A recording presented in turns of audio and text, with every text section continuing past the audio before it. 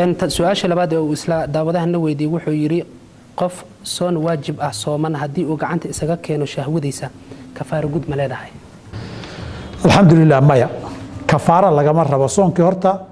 متشبين يسا متشبين يسا علومات إسكو قبتين محكم الجماعة بيلاده هاي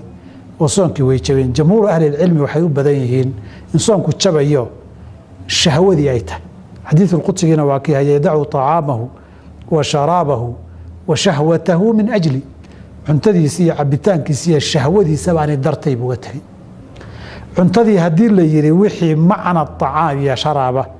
oo faleebooyinka iyo lagu rakibay xukunka tacaamka qaadanayaan shahwadiina wixii xukmu qadaa shahwa ah iyadana qiyaasku wuxuu keenayaa xukunkeeda inuu qaato say jamhuurtu yiraahdeen laakiin waxay saas tahay asaxul qawlayni lagama rabo kafaara gud lagama rabo waxa ugu badan ay yimaadaay waa inuu dambaabo istighfar ilaahay weydiisto soonkiisina soo qadeeyo wixii inta ka badan shahwa kaamila ama wadaalika sahul qawlayn kafaara gud laguma laha wayo billahi tawfiiq waa tahay daawadayaal halkaad wali nagala socotaana waa barnaamijka kulanka Shibli ee Somali Channel oo daawadayaal badan oo ku taxan barnaamijkan ay su'aalo nagu soo weydiiyaan si waafan oo uga jawaabo sheekheena Sheekh Maxamuud Maxamed Shibli xafidullah